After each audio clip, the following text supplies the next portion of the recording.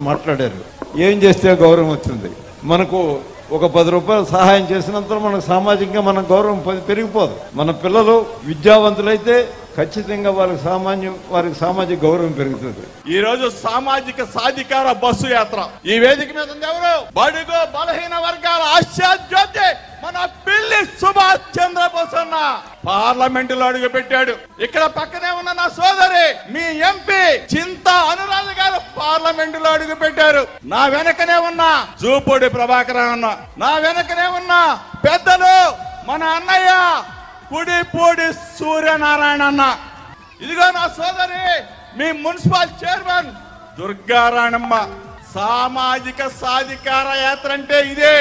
25 మంది మంత్రులుంటే 17 మంది మంత్రులు బీసీ, ఎస్సీ, ఎస్టీ, మైనార్టీలకు ఇచ్చి గౌరవించింది మన జగనన్న. 9 రాజ్యసభ స్థానాలుంటే 4 బీసీ, ఎస్సీ, ఎస్టీ, మైనార్టీలకు ఇచ్చి గౌరవించింది మన జగనన్న. 50% బీసీ, ఎస్సీ, ఎస్టీ, మైనార్టీలకి నామినేటెడ్ పదవులు ఇచ్చి కుర్చీ ఇచ్చి గౌరవించింది మన జగనన్న.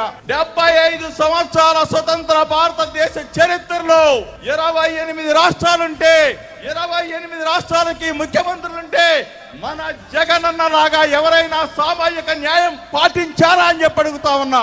సామాజిక న్యాయాన్ని, సామాజిక ధర్మాన్ని పాటించిన ఏకైక ముఖ్యమంత్రి మన జగన్మోహన్ రెడ్డి గారు మాత్రమే. మనము